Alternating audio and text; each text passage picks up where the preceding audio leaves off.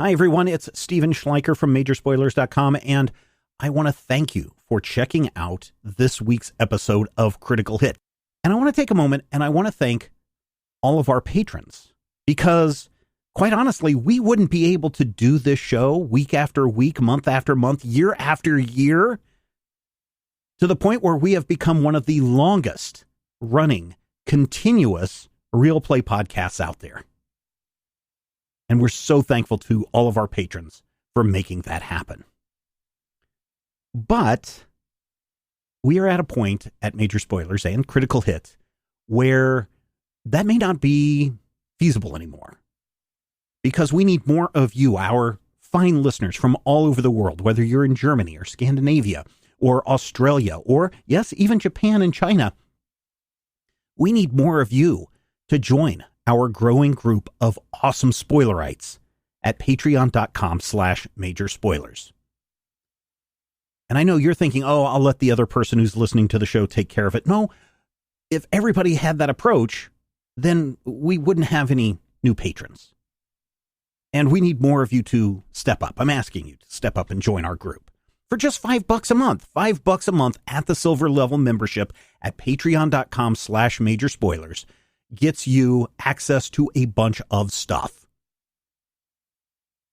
You get behind the scenes on what's going on at Major Spoilers.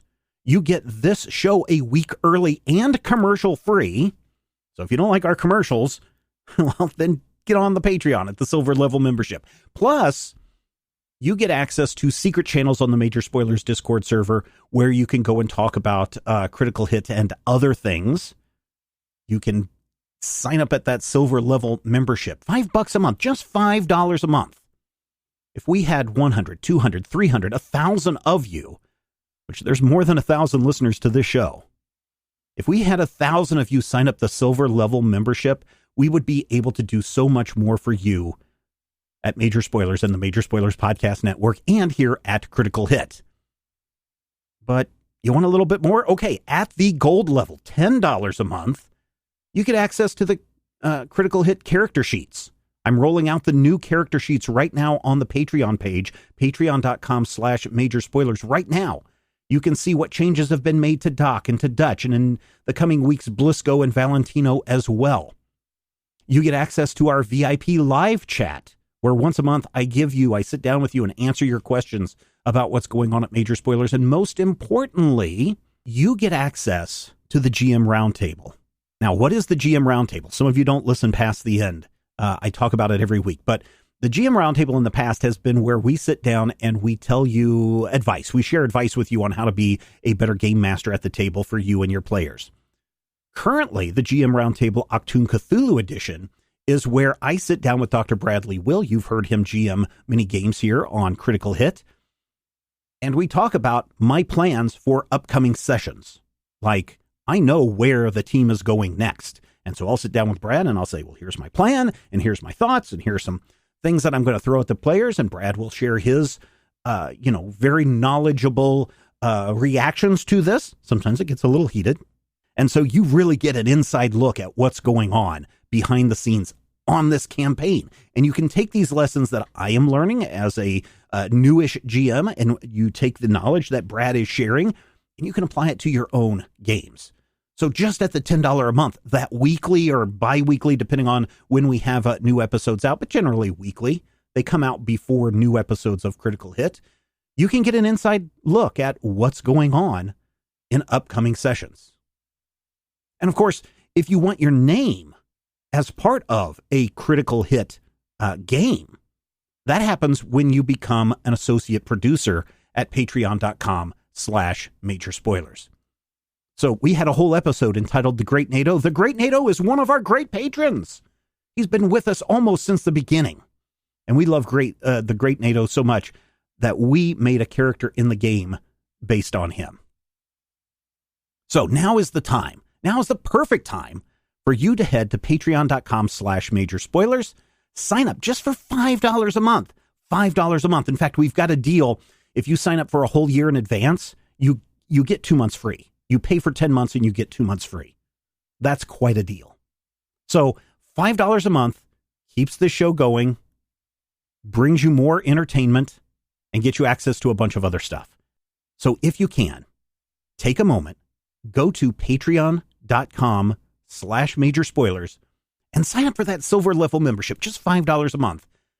And I thank you so much in advance from the bottom of my heart. And of course, all the players appreciate it too. Thank you. Thank you. Thank you. Critical hit Punch All Nazis takes place in the early days of World War II and combines high adventure with cosmic horror. All dates, locations, and historical events are thrown out the window in order to create a fun story. So don't put too much thought into historical inaccuracies. All accents are done poorly, but with love, and no disrespect is intended.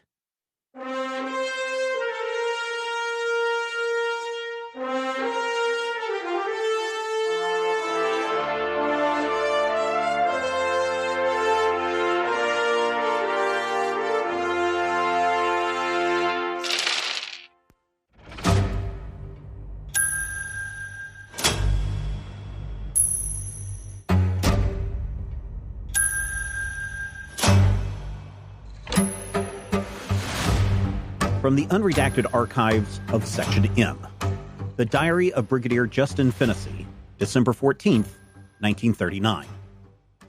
The fog of uncertainty clouds my thoughts, and the burden of responsibility weighs heavy upon my soul. The mission we find ourselves entwined within is far more precarious than I've ever been led to believe. This is a realm of shadows and whispers, a clandestine dance on the precipice of chaos, where the unwary might be consumed by the abyss that is human folly.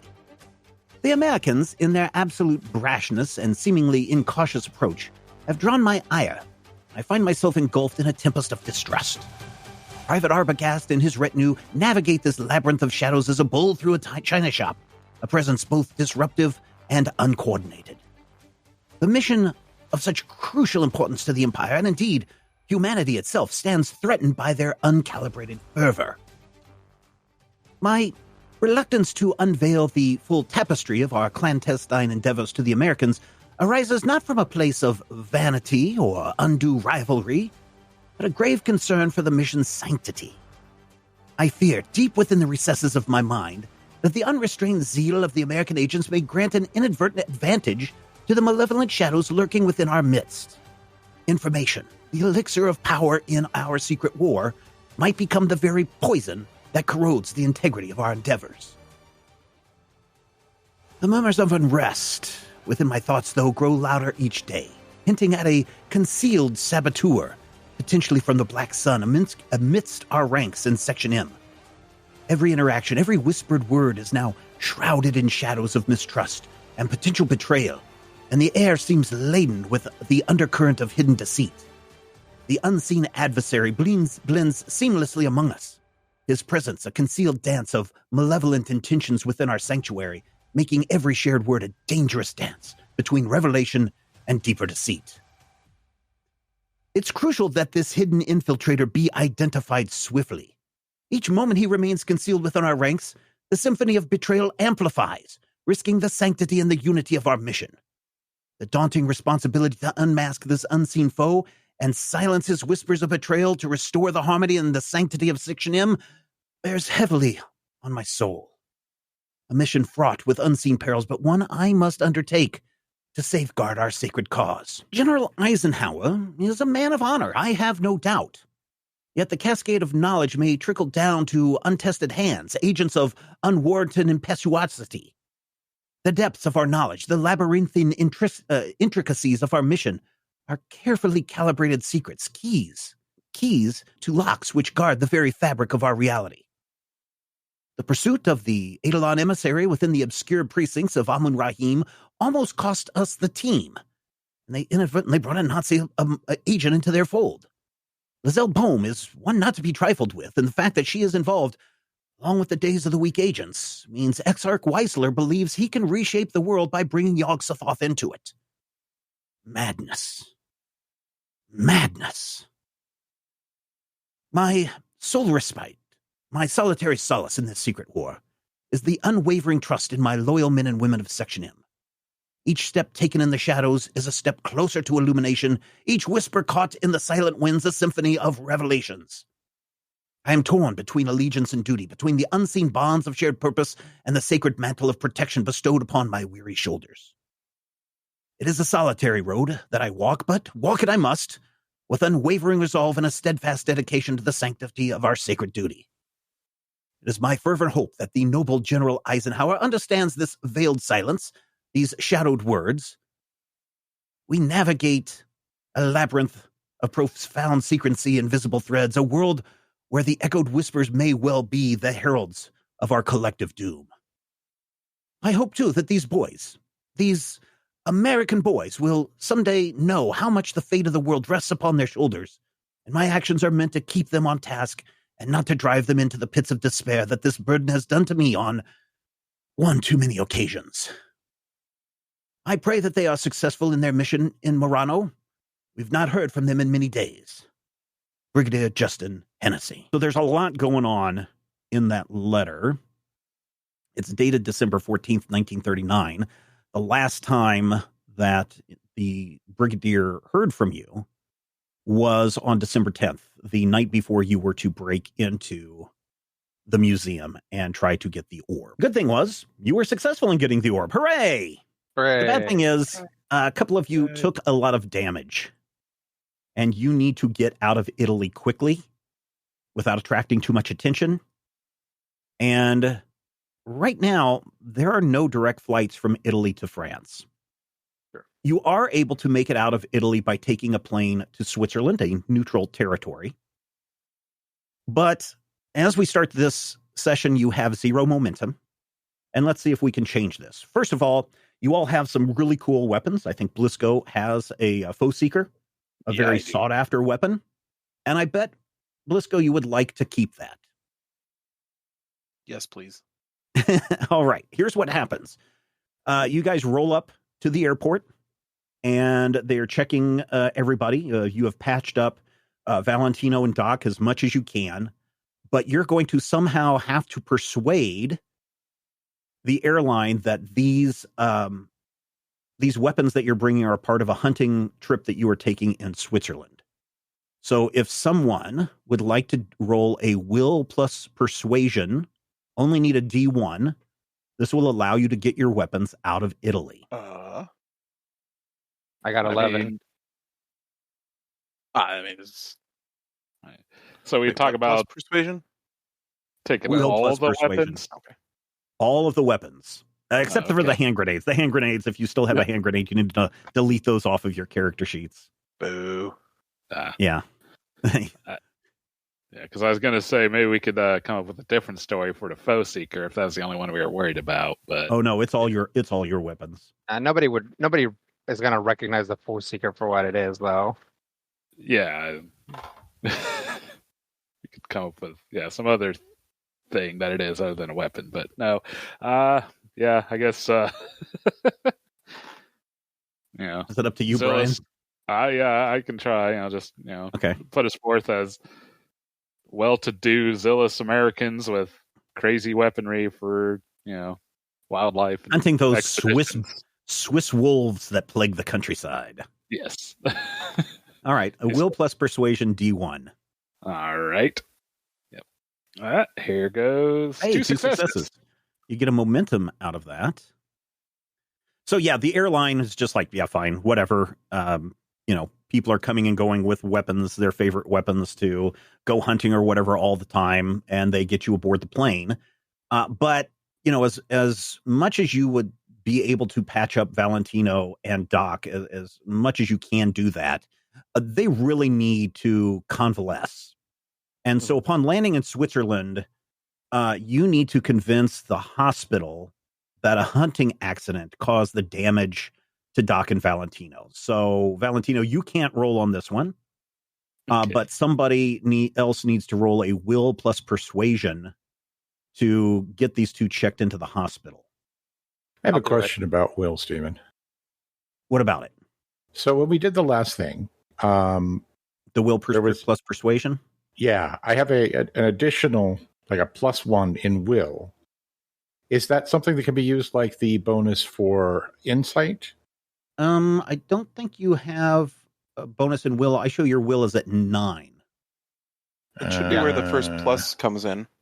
Yeah, because it bumped up my courage. Yep, that's your courage. That Okay, will yeah. bonus. That's where it is. Got it. Okay, never mind. Got it. I know what I'm doing here. Yeah. Math is hard. And also, Matthew, to point out, read down on your read from a forbidden book or whatever the talent that you have. Yes. Your persuasion checks have to be at least one higher than the current one, because of your weirdness. Numb to the horror. I'm a weirdo. Yeah. All right, so notice Rodrigo, I'm you're going to do this. Not even playing. Yeah, but you can roll in any talents that you have. Okay. I'll use my subtle cues talent then. All right. So I can get a free D20 without spending any momentum. So I'll roll 3 D20 for this. And I'll try to be charming about this. All right. Unrecognized command. What? Uh-oh. Oh, I forgot the R. There we go. Hey, 3 successes. Yep. 1, 2, 3. So you get 2 momentum out of that. Okay, so you are able to get them both into the hospital, and the hospital is just like, hunting accidents happen all the time. But because Valentino and Doc don't speak either High Deutsch or what is the Swiss language, the dialect that is there just north of Italy, Blisco and Dutch need to stay in the hospital with them. And so this is why you're not able to be in contact with Section M for several days. Okay. And so now it is December 16th. You've been checked out of the hospital. You've been patched up. You've been given blood transfusions. Dutch and Blisco, you've had a chance to rest and get some sleep over these last couple of days. You may all clear any stress, any fatigue that you have. And because you did update your characters, some of you now have more hit points or stress than you did before. And so make sure you pay attention to that. I am at this time not having you change any of your fortune from where you were at. So I think Matthew is the only one that has a fortune. That's right. I think Blisco, do you also have just one fortune? I am marked as 0. Oh, okay. I think I tried to use it to shoot the gun. Okay. Which all right. Didn't help. So right now you all only, save for Matthew, you have 0 fortune at this point. But from Switzerland, you are able to catch a flight back to Paris. Over those 6 days that you are, convalescing, you have the chance to listen to the radio or read newspapers, or you can, as Doc and Valentino wake up, you can sit there and play games. One interesting bit of news that people in the hospital are talking about, you may have read in the newspaper, the Canadian ambassador to Italy was arrested. The story goes on to talk about the Canadian ambassador was arrested amid chants of lock him up after the Italians claimed a Canadian force blew up a warehouse on the island of Murano on December 10th, 1939. Tensions right now are very tense, very high between Canada and Italy at this moment. And so you're able to arrive in Paris, and you make your way to the Paris library, the one that you've been at before, where Section M has now headquartered itself. Is it still operating as a library? It is still operating as a library. So up on the 3rd floor, so you should all now be in a library screen. So the library is big to begin with. So in one section of the 3rd floor is where the main office components of Section M is located. So Antoine's office is there, Pontus's office is there. This is where they have the communications room. The Brigadier's office is there. There is a research library where Antoine and Pontus will bring volumes from the main library area into this area for specific research. There's a briefing room and some other rooms that can be used.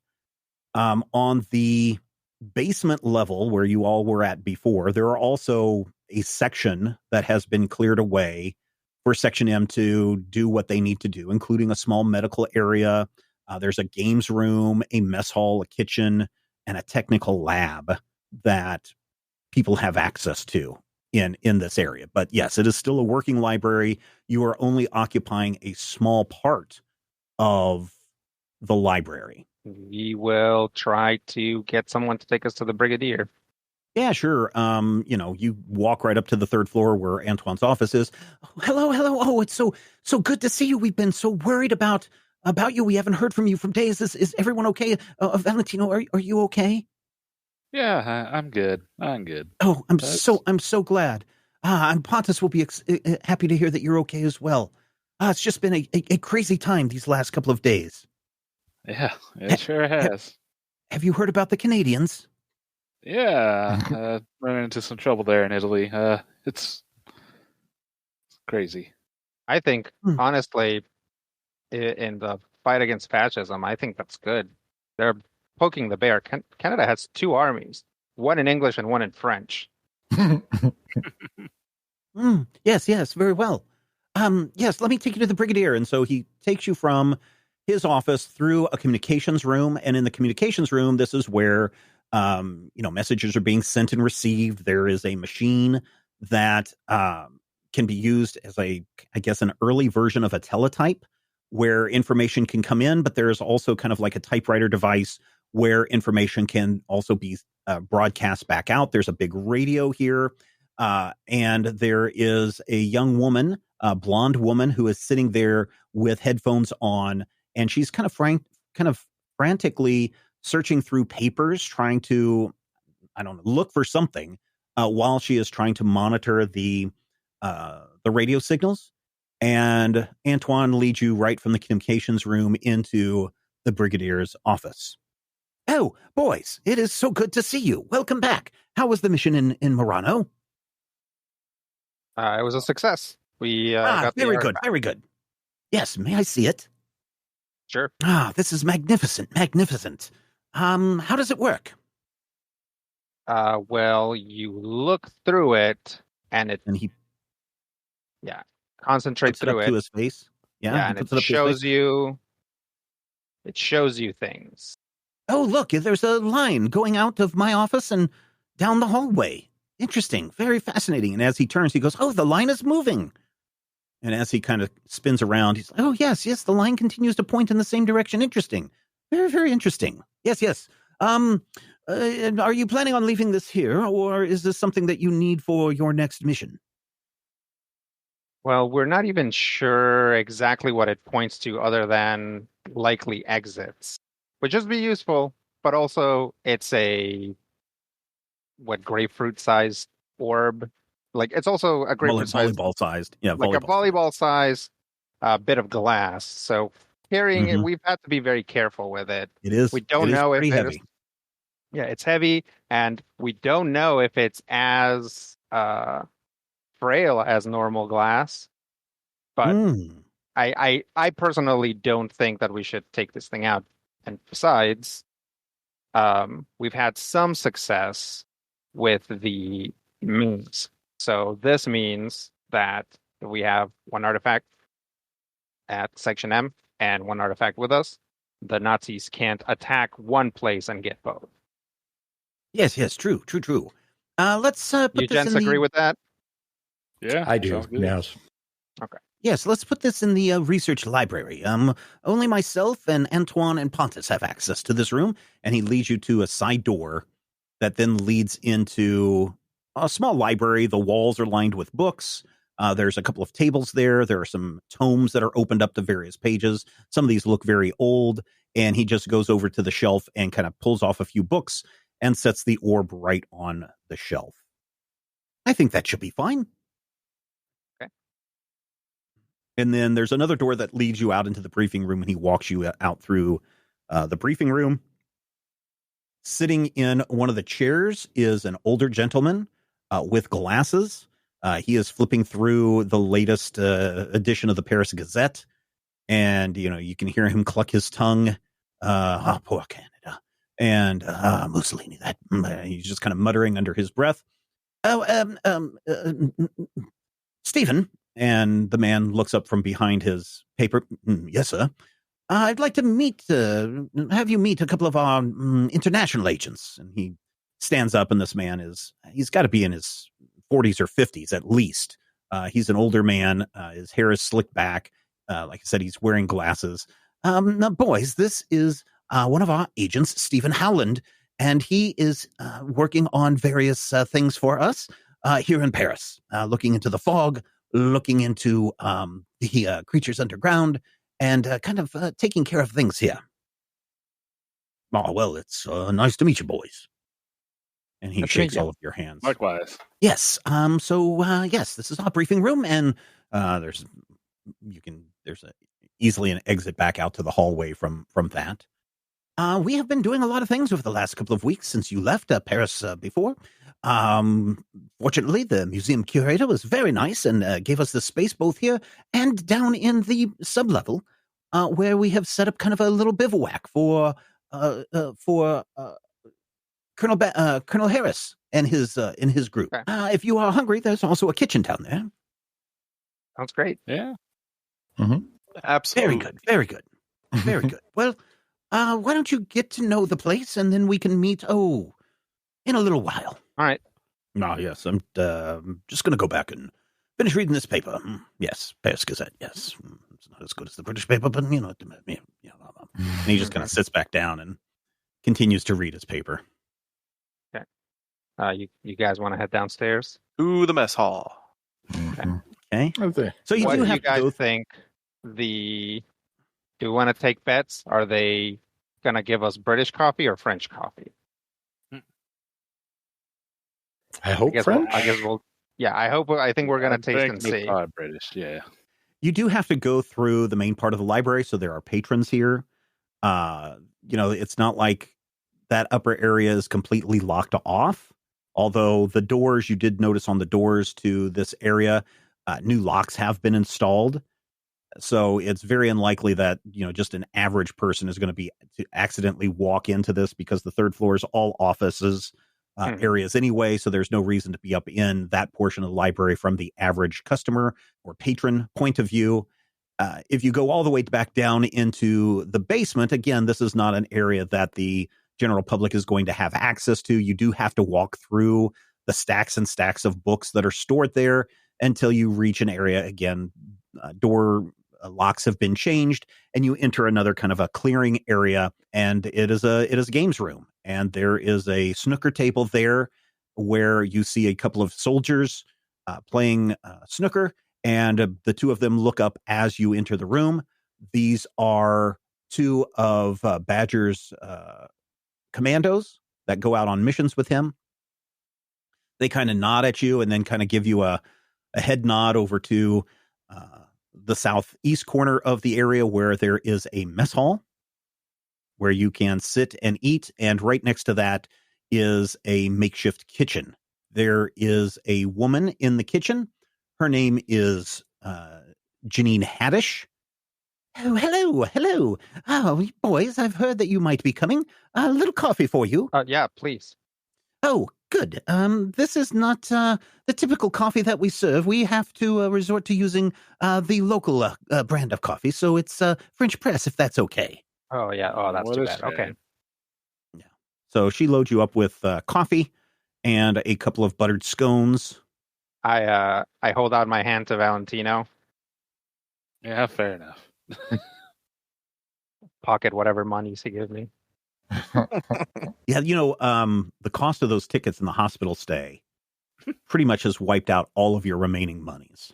Okay. No. Oh, yeah, no. Sorry. Should I just close out all my Yeah, close out all your accounts there. Yeah. Oh, man. Then after a few moments of sitting down, eating your scones and drinking your coffee, it's very good coffee, by the way. If you want to put cream in it, you can put cream in it. If you want to put sugar in it, you can put sugar in it. If you want to put honey in it, you can put honey in it. No one is going to give you any grief. It's the 1940s. Everyone is a firm, united group of people. They don't choose sides over trivial things like what you want to put in your coffee. But after a few minutes walking in to the mess hall, is kind of a tall, thin man with black hair plastered down across his face. He's wearing a lab coat, and he comes in, just kind of whistling a little tune, and he stops and looks at you, and he goes, "Oh, you're Doc, right? Oh, yes, remember me? I'm Dr. Sprecher. We met back in Brussels. And he comes over and he shakes your hand and he's pumping your hand. Oh, it's so good to see you again. Yes. Do I remember him? He is the one that showed doctor. us the Shoggoth. Yeah. Yes. He is also the one that was missing after the explosion. Oh, Good. No. Glad to see good, you're they all found it. right. Yes, it was it was strange. Have you How had the strange? coffee? Oh, I am still a little foggy on the details. I remember that you had left and he gets some coffee and he sits down. I remember you had left the medical bay after we looked at the Shoggoth. And you can see from the other room, a couple of the commandos are like, "Oi!" Kind of yelling at him for saying Shoggoth. And then I was continuing to investigate the creature, and then the next thing I know, I open my eyes and I'm unable to move my body. I'm strapped down to something and feel like I'm not in my body at all. And it felt like I was there for days, and then suddenly I'm being dug out of a piece of rubble underneath the tentacle of the creature, and I'm fine. If you believe that, of course. That's good. I think. I mean, I'm here. Yeah, That's I'm here. true. That's I good to see. find We were that worried. story highly dubious and highly unlikely. And coming out through the kitchen is a man with, a very businesslike attire. He's got a necktie, and he's got, the things that you put around your arms, the garters on your arms to keep his sleeves up. He just kind of looks at the doctor and kind of rolls his eyes. He's been talking about that since they found him. It's a preposterous story, and I don't believe it. Oh, hello. My name is Oliver Whitaker. I deal with all the technical bits about the facility, weapons, upgrades, scientific research, the true sciences. Nice to meet you. It's nice to meet you, too. I've heard things about you. A lot of people have. I might recommend, though, that you keep in mind the line about more things in heaven and earth and Horatio's distress thereabouts. I've seen the Shoggoth pictures. Oi! Yeah, you guys, knock it off. But look. So, what did you bring? We turned in an artifact to the Brigadier. And, oh, really? What kind of an artifact did you find this time? I heard you got a mask. We do have a mask, yeah. This one's an orb. Oh. Huh, what does it do? We're not sure yet.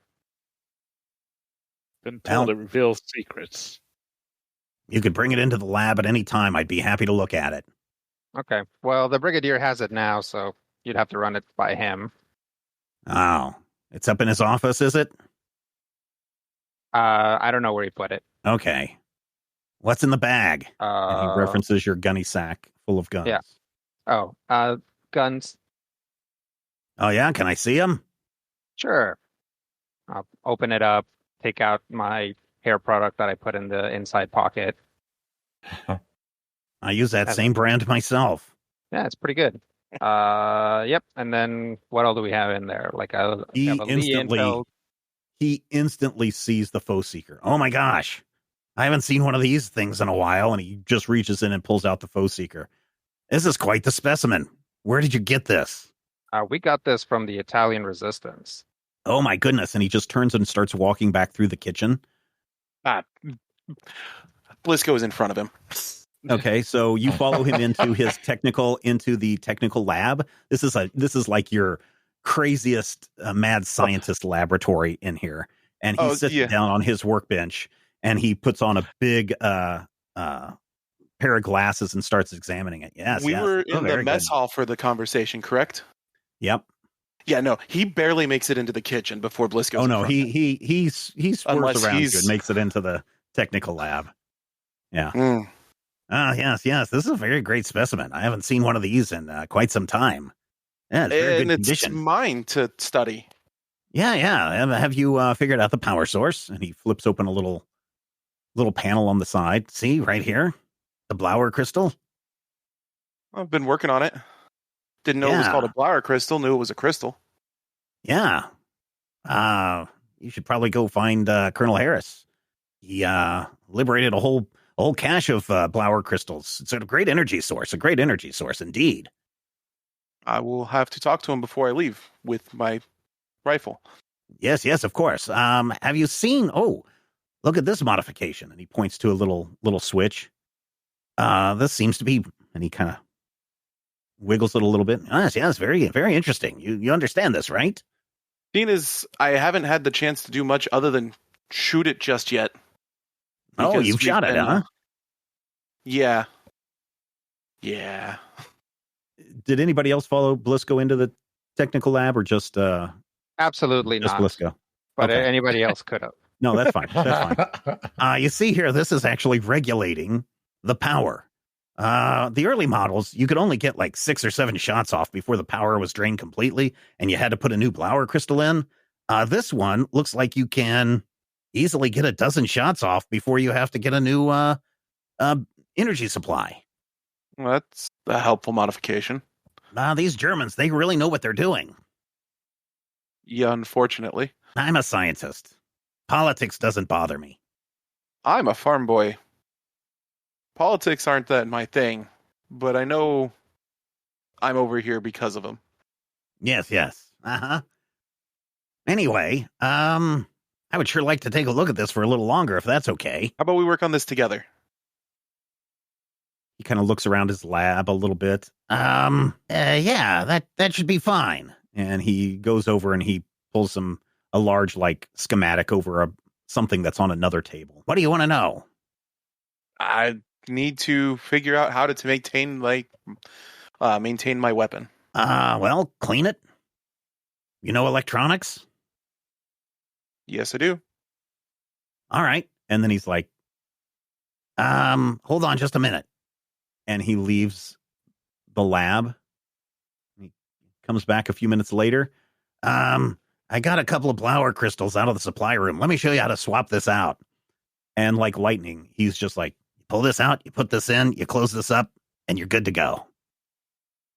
All right. That's good to know. Was there an expended crystal in the chamber, or does it like destroy the crystals? Are you now you're interested? Oh, you're interested enough to come into the lab. I wasn't not interested. I just figured this is a fight that Bug Eater needs to fight himself. I was just throwing that out. You don't have to answer it. Yeah, young man.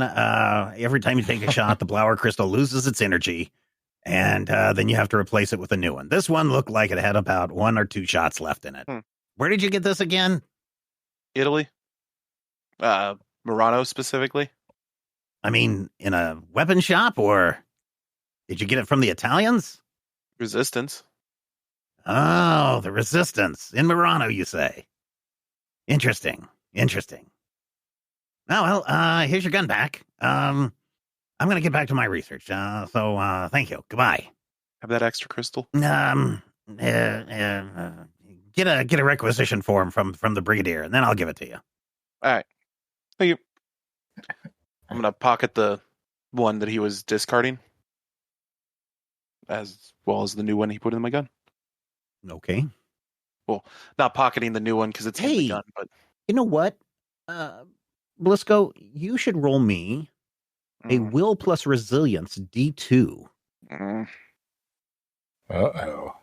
Will and resilience. Is it my best? No, he successes. Yeah, there's a moment, a little small, wave kind of passes over you for a moment, but you just ignore it and you leave the technical lab, pass through the kitchen where Janine Huggins is, or Haddish is at, and then you're back in the mess hall. Okay. I How'd it feel like go? that was a stack of mashed potatoes. moment. Learned a little bit about the gun. We're gonna need to get a requisition form before we head out because I'm gonna need a few more of these crystals. They're the ammunition. So he actually knew about it? Yeah, this isn't the first one they've seen. This is just the newest one they've seen. Huh. I mean, the British have known about these. I mean, they literally used them against the first critter we True. found. Yeah. True, I had forgotten that. Incorrect. They used something similar. They used something similar, and they only had the one. Did it shoot like a blue lightning bolt? No, it shot a green beam of energy. Oh, okay. All right. I acknowledge that I was incorrect. No, that's fine. I just want to make sure you're. No. They were familiar with it. Dodge was incorrect.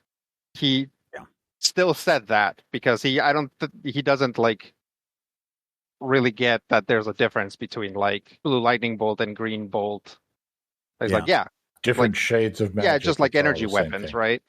They already had one. So you guys can correct them if you want. Blisco waving around the foe seeker has attracted the attention of the two men playing snooker, and they come wandering in. Oi, where'd you get that? Can I take a look? Yeah, let me see.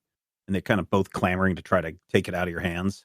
I will set it on the table and demonstrate it for them. Yeah, one of them just grabs it right away. He looks down. Oh, this is nice. You have more? Is it Yeah. Can I have one? That's mine. You'll do you have be more? giving it back here momentarily, and no, I do not. And one of them just kind of looks at you and then looks at his teammate and is like, all right, don't be so stingy. And he kind of tosses it back down on the table. Careful. We've only got the one right now. Yes, the doctor is like, yes, well, it's quite fascinating. I'm going back to my lab. Thank you.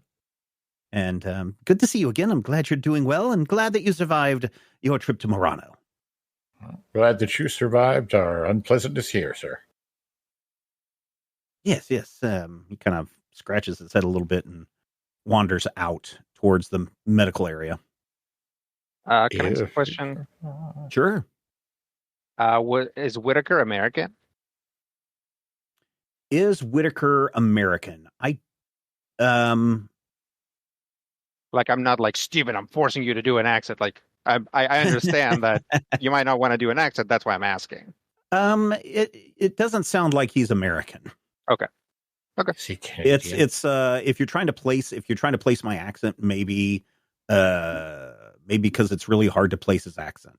Even though you as a polyglot speak many different languages, this accent is hard to pin down. Yeah, I just like it. There aren't a lot of Americans working for Section M. So right. I figured if this like guy was American, no, this guy would probably definitely, if anything, he would definitely be British, but he may be from India. He might be from Canada. He might be from any of the numerous places where the sun never sets on the British Empire. Okay, good to know. Dutch will continue to enjoy some decent coffee and see if he can track down a newspaper.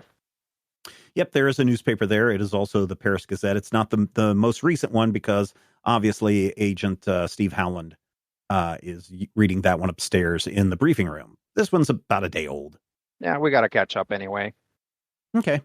Anything in particular you're looking for? Not really. I guess there's things that might, as like obviously any mention of like the family business would be a thing, but other than that, he like Dutch is interested to see how other places are doing because again, he knows people in Warsaw and he knows people in Sure. So there's a lot of information, a lot of rhetoric coming out of Germany. There's articles about Hitler's rhetoric about how if only people would listen, they could join the greatest nation in the world, and soon other nations will join, whether they want to or not. There's a bit in there about the Canadians and how, quote from Mussolini, talking again about how he would love to erect a wall around Italy to keep everyone out except fine Italians, because the Italian walls are the best walls that are out there, et cetera, et cetera, et cetera. There's a lot of the stuff focuses what's going on in Paris. And a lot of the stories are rather biased, more than they probably should be for true journalism. A lot of it is scaremongering tactics about when will the Germans attack. It was just a month ago where Paris was bombed and Nazi blimps were seen flying over the country. How soon before Hitler finally cracks with his insane nonsense and decides that France is his next target.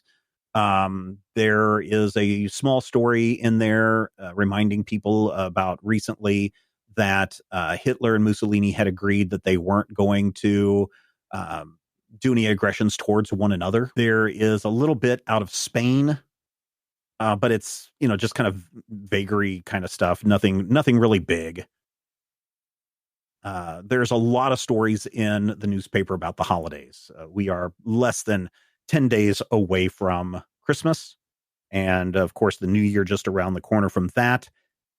And so there's, holiday pictures. There's a story about how even in these troubled times, people are still buying presents for the holidays and how children have hopes and dreams that 1940 will be the best year ever. There is again, because the newspaper is kind of playing up on rhetoric, there's an ad in there that basically says, careful what you say, don't share secrets. Anyone could be a spy kind of thing. Report suspicious activity to your local precinct immediately kind of stuff. What else? There's nothing in there about America, surprisingly, that you see. Beyond just, regular Roosevelt nonsense about how he's trying to get everybody back to work and out of the Depression and public works projects. It's that kind of stuff. There is some stuff about... if that would even make it to a French newspaper. Yeah, it's just just generic policy stuff from America. Yeah. And that's about it. But there's nothing in there. There are no stock reports in this newspaper. I'll catch up on Little Nemo. Oh man, there's this one where Nemo goes to bed and you can hear his mom going wah, wah, wah, wah, wah, wah, wah. And then Nemo has this really crazy the bed just suddenly grows these really, really tall legs and Nemo's leaning over the edge. And it's like the panel, as you go down the panel, you're just following the legs. And Nemo's talking about how crazy it is that the legs keep growing and yet he's not bumping up onto the ceiling. And then he keeps leaning over and over and over onto the bed. And then finally he falls and he's falling and falling and falling as you're reading down through the comic strip. And there's birds that fly by that want to have a conversation with him. And there's a cat that kind of just jumps on his head and says something and then jumps out of the frame. And finally, Nemo sees the ground coming up and there's a big kerbunk. And then the final frame of the Little Nemo strip is Nemo, who has fallen out of his bed and woken up. Mm-hmm. That seems very Little Nemo-ish. That's a good one. Oh, yeah. Yeah. Dutch will crack up. I recognize three different strips in there. Yeah. Yeah. Well, it's the Sunday paper. Right. I don't know. But yeah, Dutch will crack up. And if there's anybody nearby, he'll show it to them. Be like, how does he come up with this stuff? That guy. Yeah. He's only been doing this strip for 30 years already. Yeah, the very corner you see Nemo in a wagon with the cat, and he's like, let's go adventuring. Into the room walks Antoine and Pontus. Pontus is the French person who works at the library who was helping Antoine do his research, specifically about the luminaries and the riddles, and they're both eager to come over and shake hands with Valentino and welcome him back and glad that you're safe and sound, et cetera, et cetera. Yeah. How's been things going on here? Oh, it's been so much to do. Yeah, it's been so busy. It's just so, I forget how Pontus talks. I can't remember if he talks with a French accent. Oui, he's been so busy, or something else. But we've been so busy with research about the luminaries, and we found some interesting information. Oh yes, we found very good information that I think you might be interested in hearing. Ah, yes, Sure. yes. The last time we talked, and literally, you guys all get the feeling that when Antoine and Valentino are in the room together, Antoine doesn't see any of the rest of us. Yep. No, Yeah. we might as well not exist. So last time we spoke, Valentino, you were talking about the luminaries and how there was a well-to-do group of them in Italy, and we did some research. Yeah, we did some research. It turns out that after the luminaries took the artifacts and split up, we're still trying to get all the details of maybe all the places that they went. One group did go to Italy, and their first stop that we have been able to piece together through diaries and through some esoteric text is that they met up with the Pope, and the Pope granted them privilege to continue to exist. And there may be some information that he may have helped fund them in their early years, and maybe that's why they're still around today and are as well-to-do as they are. Interesting. Do you know where else this particular faction may be active? Well, we can't find any other active sources. Of course, you did meet that Mr. Riddle, and he seemed to indicate when you filed your report that they were few and scattered around the world and not as organized as these Italian luminaries were. Yeah, Unfortunately, like they lost touch with each other. I think that may have been the point, right? If no one knew where the artifacts were headed, then it would be impossible for someone to find where all the artifacts might have gone. Sure. That's reasonable. But, we did obviously figure out that Egypt was one of the locations and Italy was one of the locations. I don't know. Have you guys found out? You did say something about St. Petersburg, right? We're still looking into maybe where that artifact might be in St. Petersburg. But, Valentino, it's so cold this time of year. I don't think you want to go to Russia now. Well, perhaps not. We did also get some information about something being in a place of learning in America, but... Yes, we are tracking that down now. There's 2 potential places that it could be, both in the Northeast. We do believe either Arkham or maybe Boston University, but I think that Arkham, with their large collection of occult texts, that might be a place to check, or at least Dr. Armitage would be probably a better person to talk to about that. I was kind of considering that, largely just because that is the alma mater of Doc over there. We might have to have him go back and show us around. Not nearly as cold there. There's that. I mean, I don't know if we can put off going to St. Petersburg until the spring, but I mean, spring in St. Petersburg is so nice. Yeah, well, remember what Napoleon learned. That's true. Yeah. Well, I mean, should that be our next plan here? What do you think, Doc? Well, it seems like it's definitely an option. I can't for the life of me remember what our other possibility was other than St. Petersburg before. I think it was the U.S. Was it the U.S.?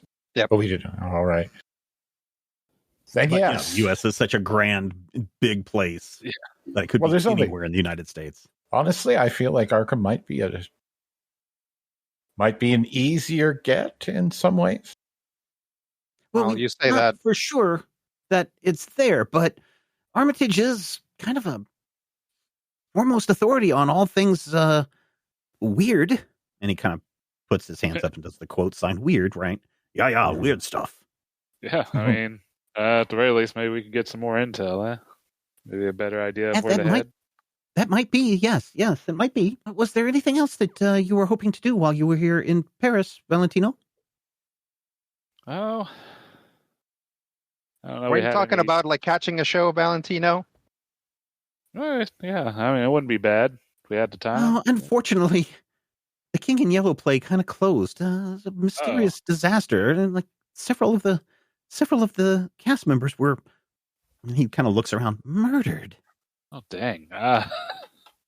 That's too bad. I was like, it was pretty good.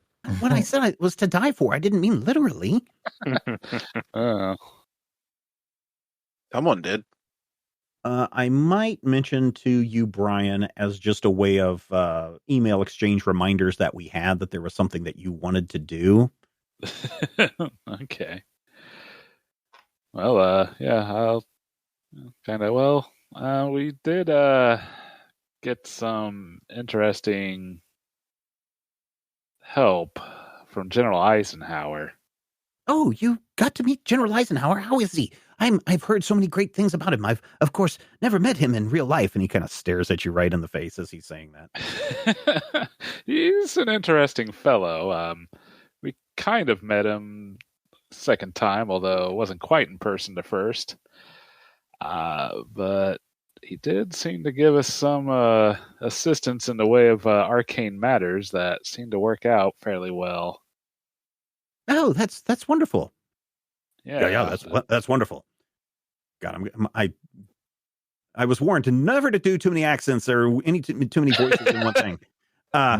Magic is full of bunk. Yeah, that's Oliver. You can hear him from the other room. Insightful. Yes. Well, I don't know. I feel like it might be a potential benefit to fight fire with fire, so to speak. I was kind of hoping. You're thinking of dabbling in magic?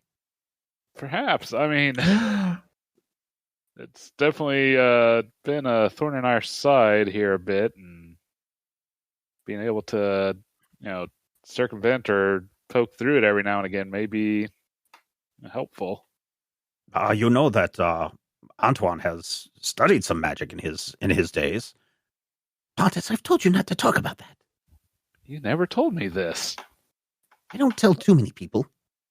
Oh, but, I can get and then it. he leans in close. Then he kind of leans in close to you because suddenly the snooker table has gone quiet, and the cook has kind of stopped her stirring to kind of pay attention to what's going on.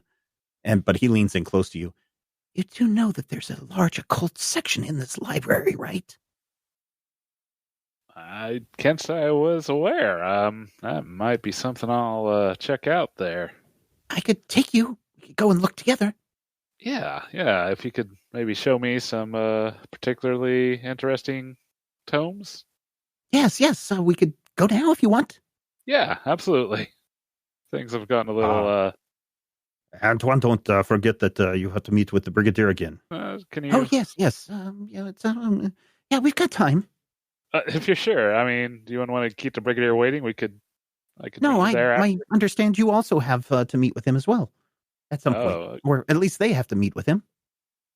Yeah, I feel like they could fill in the details, or we can always report back later if there's anything it needs from me particularly. Excellent. Let's go now. And he grabs your hand and he rushes you out of the basement area. I'll give everyone else a chance to do something if they like before we rejoin Antoine and Valentino in the occult section. Dutch will try to get just acquainted with everybody who's down there, with like Haddish and with Badger's boys. Just hang out, be nice, talk to them about stuff, since they're soldiers and he's a soldier, since she's the cook. They are talk about all like her requisitions and stuff like that. Just happy to chat it up. Yeah, so the soldiers, of course, are more than happy to share what they can about their war stories. They were most recently in Egypt, where they inform you about this raid that they did on a Black Sun camp, and they were able to liberate a cache of Blower crystals, which they brought back. Their scientist Oliver seemed rather surprised that they all came back with that large load of crystals, and there was also some kind of talk about how the intel that you transmitted was very useful in helping them find the mines and at least mark it on the map and confirm that the mines were there, but they just didn't have the time. They had to return to Paris to get that done. But Then of course you get the feeling that there's some braggadocious moments as they're bragging about how many Nazis that they killed and how many Black Sun guys that they killed and how easy it was for the 5 of them to take everybody out. Ms. Haddish is a youngish woman, and you can tell that there's a pass-through area. It's not like a totally separate room, but it's low counter areas.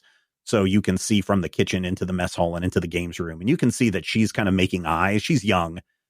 She's probably in her early 20s, but you can tell that she's making eyes with one of Badger's commandos. And he kind of is looking back, and you can see some cute flirting going on. But she's making up as much food as she can for everybody there. A lot of beans, a lot of potatoes at this point, midday stuff. But you find out that they do have a fairly decent menu of food. It is Paris, so she's able to get the foodstuffs that she likes. She doesn't have as much help as she wants because she's feeding at least a dozen people in this area, and she can't make anything too aromatic because of 2 reasons. Number one, she doesn't want patrons upstairs to wonder why they suddenly smell the fine food and cuisine wafting through the library. And then also, she kind of indicates that there's something underneath the library that if she makes something too appealing, that like they hear bumps and things going on underneath. Yeah, you don't want that. Yeah. So the food's kind of plain. Ghouls. Gooblies. Yeah. Creepos. So that's what you find out from them. Mm-hmm. Okay. Yep. Dutch will tell him some stories and talk about, just stuff. He's been all over the place, talk to them about whatever they want to talk about. Try to like ingratiate himself a little bit. Yeah, they seem, just like when you were back in Belgium and you were outside smoking with those soldiers there. These guys seem pretty open, and friendly towards you. They don't like to say the word Shoggoth, of course. Nobody that's part of the military branch likes to mention it because these guys have lost good friends to Shoggoth. Instead of a party of 5, this used to be a good platoon of 11. Yeah. And so they've lost some people to that foul creature is what they keep calling it. Well, if it comes up, we'll tell them about Easy Peasley and what's the other guy? And Clyde, Clyde was he's the one that got killed. Peasley is the one that went insane. Right. Yep. Or started screaming stuff and acting weird. They were both killed by the Scottish play. We don't speak its name. Anybody else besides Dutch want to do anything? You've got, a little bit of time. I would like to do something if possible. Okay, yeah. I would like to trigger a flashback of my days at Arkham and see if I have any flashbacks of Armitage. What are you trying to figure out? What are you trying to remember? Do I know this guy? The Armitage that we're talking about is this feller that they're talking about at Arkham?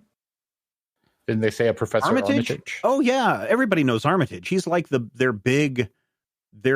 He is in charge of the Arkham Library. He's in charge of their occult section.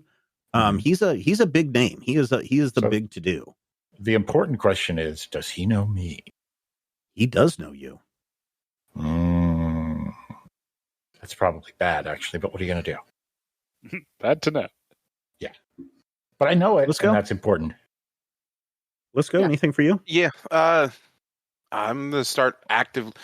Now that I have a chance to do this in a place that is not going to cause us problems, I'm going to start learning how to dismantle and reassemble my rifle.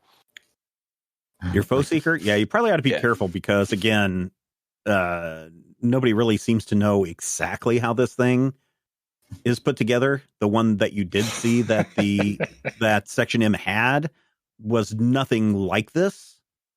And so there's a good chance that if you break it, you may not be able to put it back together. So why don't you roll me a insight plus engineering, please? And let's make this a D2. Mechanical or otherwise? Sure. Mechanical. Yeah. I don't think you have electrical engineering, do you? I do not. I have mechanical as my focus in engineering. So, well, no, I'm going to say no on this because this is really electrical stuff. So, Yeah, you can't use your focus on this. Do we have... You do have 2 momentum. Okay. This seems like a very important thing not to screw up. Okay. You want to use a momentum? Is it a I D2, will right? allow you to. Yeah, D2. Yeah. Okay. Hey, 2 successes. Very good. Yeah, I you used are that.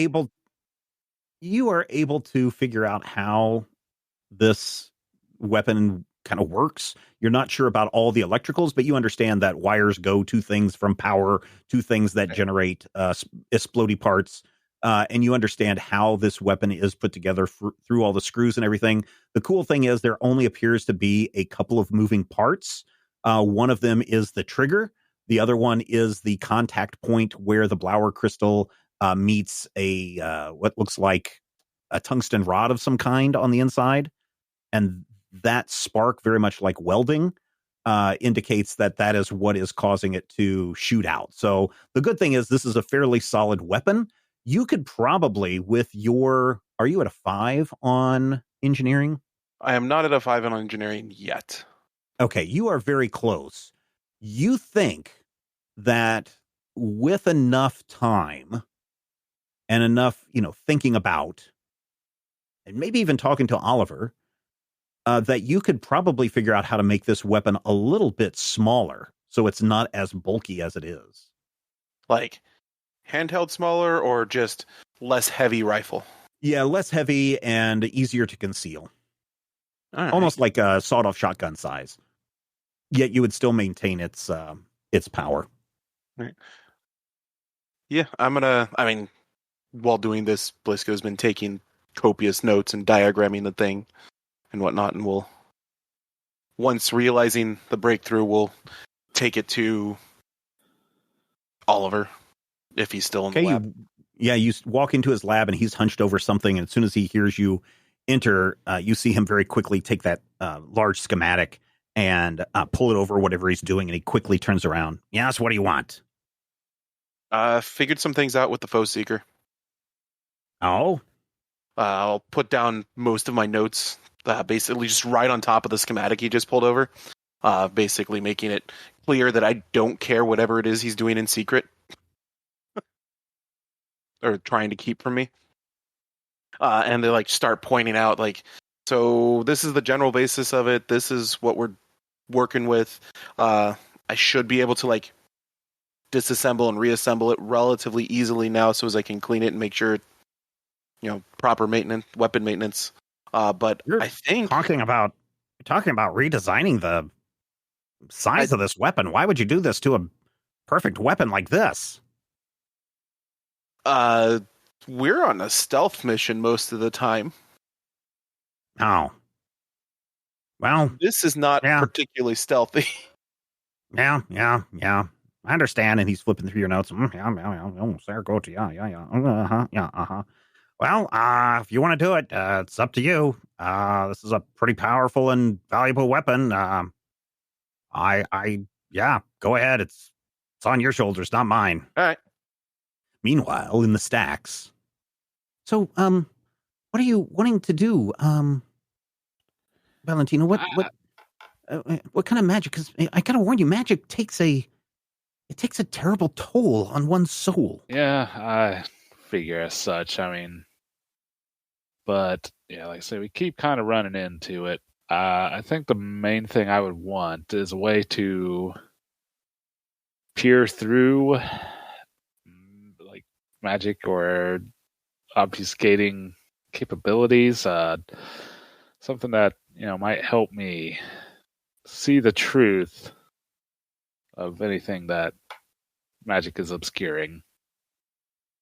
I don't know if I can truly do that. That sounds like something that the orb should do, right? Possibly. It would probably be better if you had something that would, I don't know, let you know more about magic items, perhaps? Yeah, that could be handy. Well, let's see. Yeah, so he's taking you down the different aisles, and he's like, these the Dynamicon. There's the Book of Shrouds. Fiesta de los Muertos. Here's D's Hidden Treatses. Here's the Cult of DC. This one. And he pulls a book off the shelf and he starts flipping through. I don't think you've not trained in magic that I know of, right? No, not. I can't say. I've only read some words that were given to me by a general sorcerer. I think magic that you can do instantaneously is probably not a good idea. I think that might lead to some horrible results. You might be better served with some kind of a ritual. Okay. That's one that you can take a little bit more time in getting the words right, doing the incantations correctly. Here's one that allows you to learn information about stuff. It's called an insight spell, and it should help you out. Okay. But again, as he's looking through this, again, remember that magic does take a toll physically and mentally on the person who's casting the magic. So you need to make sure that you are prepared for that. Fair enough. Yeah. Also, it looks like this particular ritual, and he's kind of reciting a few things. You need some kind of implement to be the focus of this. It's something small that is personal to you, perhaps. Oh, I know. And he reaches up and takes this necklace off from around his neck, and he puts it around your neck. It's a little pendant. This should be familiar to you. This might be a good way to focus your energies. Yes. Yeah. I feel like that'll work. Okay, now I must again stress to you, you should probably get a couple of candles. That might help as well. But I should stress to you that there is a cost to magic. You understand that? Yeah. Again, I feel like there's going to be a big cost if we don't find some way to deal with what we keep running into. So Antoine kind of looks up and down the stacks, and he's like, okay, we need to bind this ritual to you. So sit down here. All right. Both kind of sit down, crisscross applesauce. And you can tell I got kids. And now hold my hand. Okay.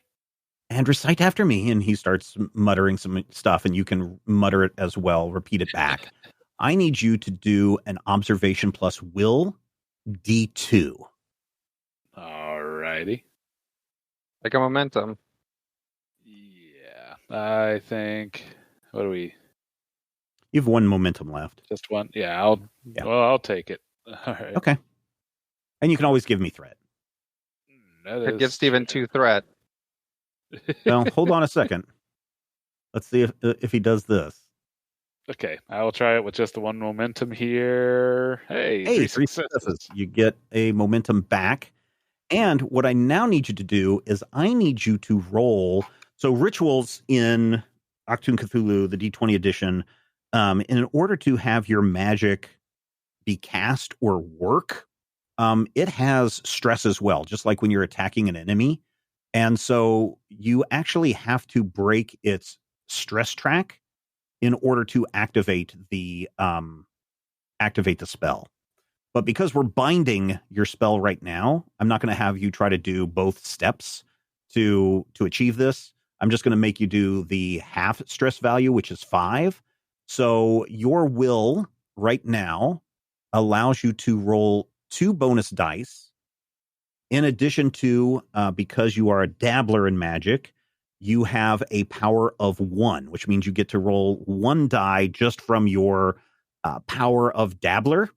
And then because your will is so strong, you can roll 2 more dice for that in the hopes of getting 5 total hits and hopefully no effects. Now, that is relatively hard to get 5 hits on 3 dice, especially when 2 of the sides of each dice is blank. You can push your power, you can concentrate really hard, and you can generate 1 threat to add an additional die to this pool. And you can do that a maximum of 2 times. So your maximum power can be 3 at the cost of 2 threat to the GM. Yeah. So that would then allow you to roll 6 dice to try to get 5 hits. Still kind of steep odds, but I'll do it. I'll give you all the threat. Okay. So now I have 10 threat. You hear a strange whisper down the stacks. If there was a candle down here, the candle would flicker. So go ahead and roll 3d6. 1, 2, 3, 4. Ooh, 4 plus an effect. So you are. Let's see. This is. I think this is a mental drain. So you have to take 2 mental damage on this. Alrighty. And if you have any kind of courage, at least one of the stress goes through. Okay. All right. So I do take 1. The spell is kind of bound to you. It is now a flawed spell instead of a normal spell.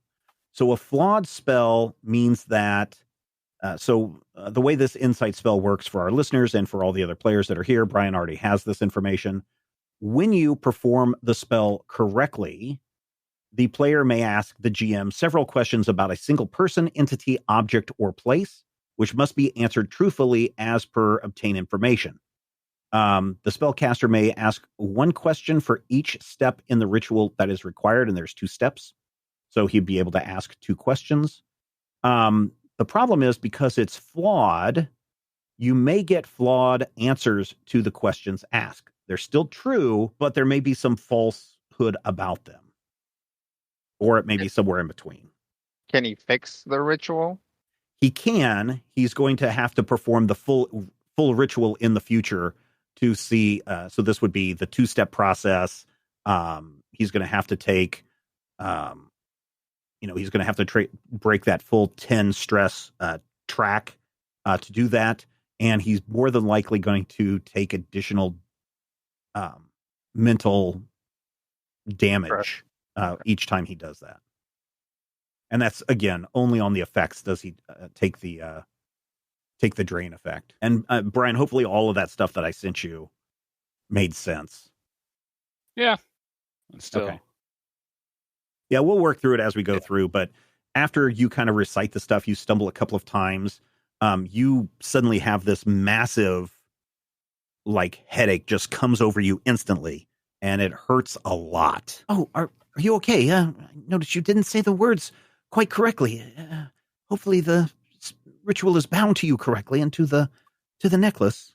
Wow. Yeah. I think it's gonna take some practice, but I feel like that gives me something to start with. Okay. And he, looks around and just coughs. And as he coughs, he rips the page out of the book, which, he's a librarian. And for him to do this, that's the big deal. And he hands it to you. Here's what you need to do. All right. Before we go, can we talk about something? Yeah. I'm working with Eisenhower, right? Yeah, he mentioned. So I've been slipping him information that I know that the Brigadier is not sharing, but... Go ahead. Yeah, no, I feel like that's good. That's... But I'm using methods that don't pertain to this office. I see. But there is something going on here that's weird and strange, and I don't think anyone's willing to speak out about it. I think there's a spy in the office. I think there's a spy in Section M.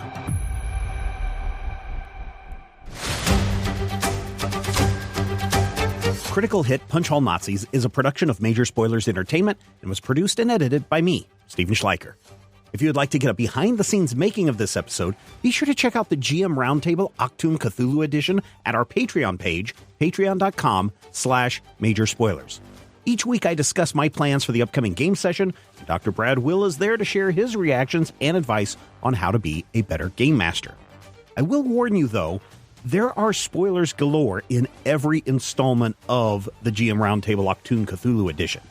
So, if you don't like spoilers and don't want to know what I am planning next, don't listen to these episodes. Though, I will say, if you do listen, you'll be able to see how and where the players throw a wrench into my plans, and you're also going to have greater insight into the world that's being built into this campaign. This week we had a few NPCs named after our patrons, including Dr. Sprecher, named after Mark Sprecher. Again, apologize if I am mispronouncing your name. And of course, Secret Agent Stephen Howland also appeared in this week's episode. You want your name to appear as one of these NPCs in future episodes? All you need to do is become an associate producer at patreon.com/Major Spoilers. Finally, we want you to record yourself doing your best on Critical Hit and send it to us at podcast@majorspoilers.com, and your voice will join the growing chorus of fans in upcoming episodes as well. Thank you again for listening this week, and here's hoping all of your dice rolls are critical hits.